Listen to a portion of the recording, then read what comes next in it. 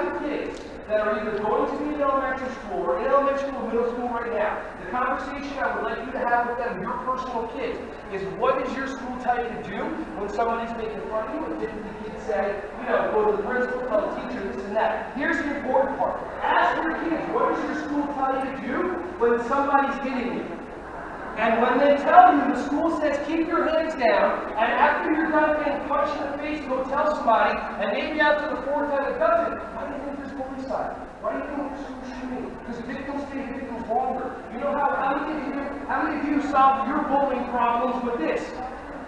I solve it, I teach my kids, listen, I solve problems. I don't do it the way we want them to. Somebody's getting picked on physically, you take your hand, you gently place it one time on their nose, the bully will stop. The whole school hears about it, and then you are confident in yourself for the rest of your life. Or you do it their way and get beaten up and eventually stay a victim, especially ladies. If you got a 5-year-old that stays a victim, what happens when they're 16 and what a problem with their boyfriend or husband or whatever,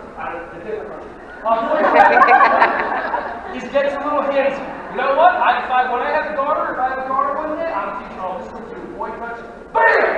And then I'll go to school and go, great, honey, you're suspended, all wow. Pizza?